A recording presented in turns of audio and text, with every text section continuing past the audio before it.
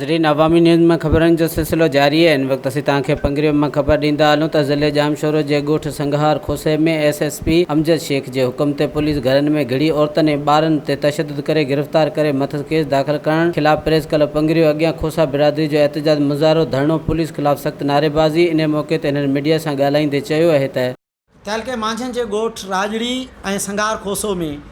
Police जेका कड़ा चढ़ाई कई आहे ऐं ॻोठाणनि ते फायरिंग कई आहे, जंहिंमें केतिरा ई मासूम ॿारड़ा रत में वेंझारिजी विया आहिनि ऐं औरतुनि ते तशद्दुद कयो वियो आहे। औरतुनि ऐं ॿारनि खे दहशतगर्दनि वांगुरु कीलियो वियो आहे। असां पुलिस जी अहिड़ी कार्रवाई जी सख़्तु लफ़्ज़नि में मज़म्मत कयूं था ऐं सॼी सिंध में पूरे पाकिस्तान में खोसा इत्तेहाद जे प्लेटफॉर्म तां सख़्तु एहतिजाजी मुज़ाहिरा कया पिया वञनि। असां वज़ीर आला सिंध वज़ीर अज़म पाकिस्तान खां मुतालबो था करियूं त फौरी तौर ते SSP जामशोरो अमजद शेख खे हटायो वञे ऐं अणधुरी जांच करे खोसा बिरादरी जे घरनि ते जेको हिन वक़्तु कड़ो बरक़रार आहे, सवें ॻोठाणा जेके आहिनि घरनि ताईं महदूद आहिनि, उन्हनि खे ॿाहिरि निकिरणु न पियो ॾिनो वञे, उन्हनि खे कड़ो हटायो वञे ऐं जेके ॻोठाणा पुलिस वटि क़ैद आहिनि उन्हनि खे रिहा कयो वञे ऐं जिन्हनि ते कूड़ियूं FIR दाख़िल कयूं आहिनि उहे फौरी तौर ते ख़तमु कयूं वञे। जेको ॻोठ संघार खोसो में जेको सो तहलको मांझंद जंहिंमें इंतिहाई अफ़सोसनाक जेको वाक़ियो थियो आहे, जंहिंमें SSP अमजद शेख